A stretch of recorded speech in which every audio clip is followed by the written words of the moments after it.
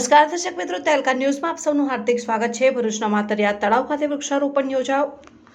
આદરણીય વડાપ્રધાન શ્રી નરેન્દ્રભાઈ મોદી સાહેબે પર્યાવરણ દિવસ નિમિત્તે દિલ્હી ખાતે પીપળાનું છોડ વાવીને એક પેડ માં કે નામ અભિયાનની શરૂઆત કરી।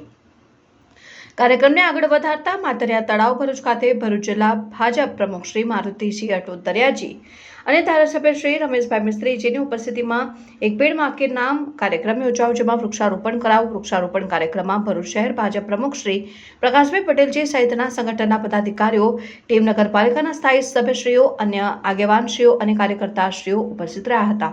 રિપોર્ટર અવી સૈયદ, તહેલકા ન્યૂઝ।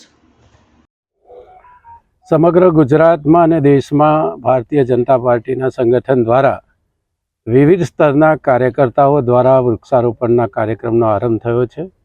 માન્ય પ્રધાનમંત્રી નરેન્દ્રભાઈએ આ વર્ષે સૂત્ર આપ્યું છે, એક વૃક્ષ માં કે નામ।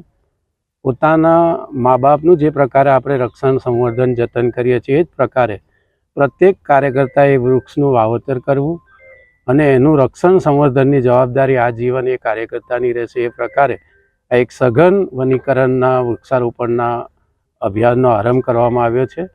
આજે સમગ્ર દેશમાં બૂથ પ્રમુખથી લઈને પ્રદેશ પ્રમુખ અને રાષ્ટ્રીય પ્રમુખ, તમામ સ્તરના પ્રમુખ ભારતીય જનતા પાર્ટીના જે પદ ઉપર બેઠા છે એના દ્વારા કાર્યક્રમોનું આયોજન છે।